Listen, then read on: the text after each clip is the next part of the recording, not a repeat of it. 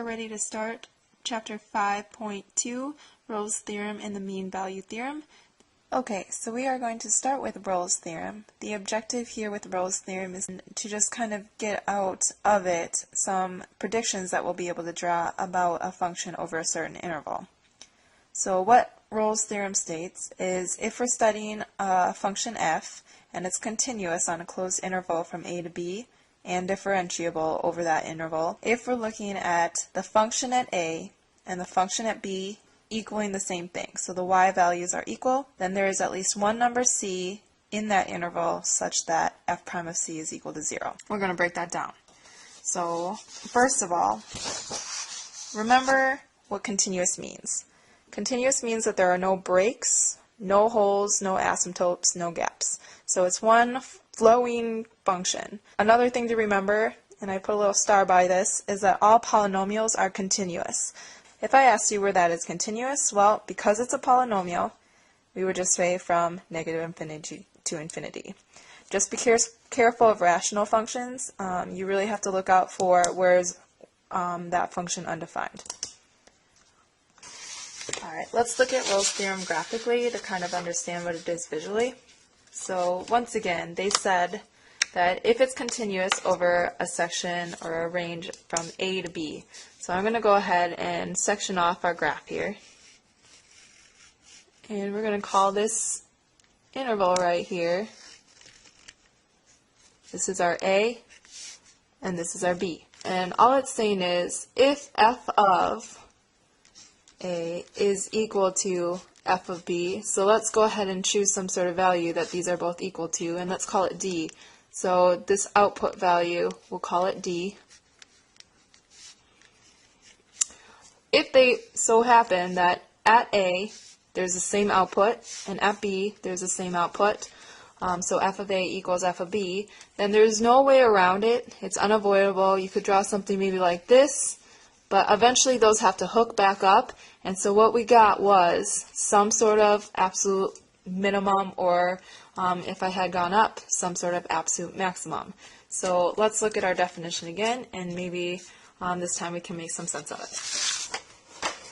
Here is that definition we were looking at earlier, and once again all we're saying is that let f be continuous, so it's one smooth flowing line over a certain given interval.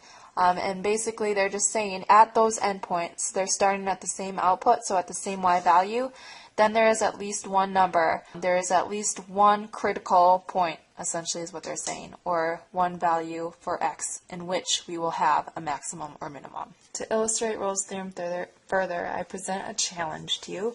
I'm going to ask you to plot the points 1, 3 and 5, 3. Very challenging, I know. So I'm going to get you started to help you out. Alright, here's the real challenge.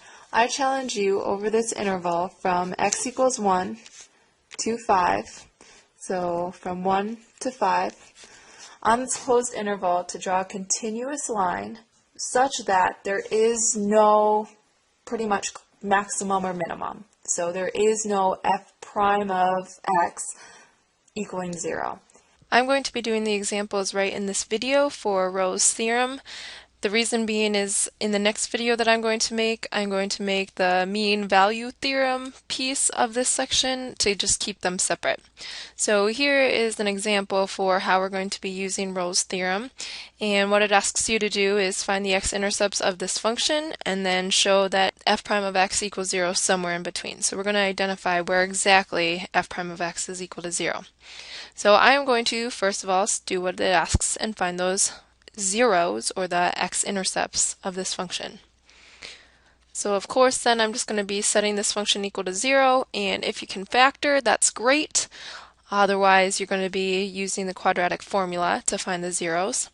But I'm looking at this and I'm seeing, alright, x minus 2 and then x plus 1 would fulfill this quadratic, and then x equals 2 and x equals negative 1 would be the x values that would make this function 0.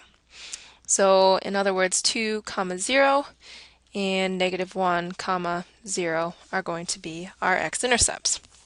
So I am going to graph that there really quickly, and there you see it. We are right. No surprise. And I have full confidence that because it is a quadratic, you all would be able to graph this on your own. But otherwise, there it is. And you can see that, all right, we just found that f prime of 2 is equal to 0 and f prime of -1 is equal to 0. This is a polynomial, so it is continuous throughout. Therefore, what we can assume then is that Rolle's theorem completely applies, and we will be able to find this between that interval from -1 to 2. So let's go ahead and find that minimum exactly. So what we are going to have to do is derive this. So what is the derivative of our function? Well, I am going to have to derive term by term. I'm going to write it all out. Alright, so we just use the sum and difference rule, and what this would be is 2x and then -1, and then that will drop out being a constant. So here's my f prime of x, and what I am going to do is set that equal to 0 and solve for my x, because I want to know for what x value is the derivative equal to 0.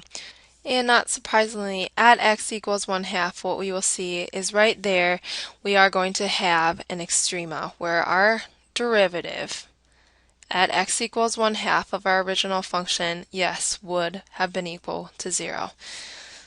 Number 8 asks us, can Rolle's theorem be applied? So when you're looking at this function, we're going to have to ask ourselves two things. First of all, is it continuous? And if it is, does f of 1 equal f of 4? Because those two things are what it takes for Rolle's theorem to be applied. So one thing, let's think of Rolle, Rolle's theorem. How can we distinguish what Rolle's theorem is? Let's just try to say, let's Rolle mountains, Rolle valleys. Rolle's theorem guarantees that there's going to be one or the other of these two things if the endpoints are equal to the same. So try to keep that straight, because what we're going to see is Rolle's theorem is one theorem we're going to want to keep track of, and then mean value theorem in the next video is another thing that we're going to want to keep track of. So anyhow, continuous. Is this continuous? Well, this is a polynomial, so yes, it meets that requirement. Can Rolle's theorem be applied? Well, again, we have to look at, does f of 1 equal f of 4? Because the endpoints have to be the same. So I'm going to calculate that down here.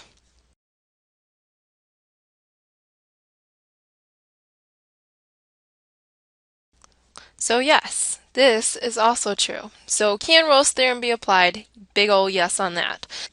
It just so happens that these are the x-intercepts. We don't always have to be going with the x-intercepts here, so I probably should have chosen a different example. But anyhow, being that these endpoints are equal, we're going to now find that value of x that we have a minimum or maximum. So down here, I am going to derive my function.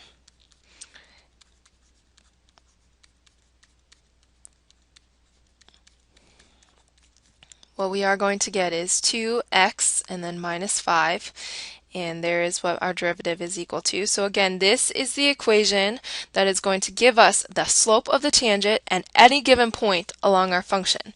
So we're trying to find the slope such that this is equal to 0, so we're going to set that equal to 0, and we're going to solve.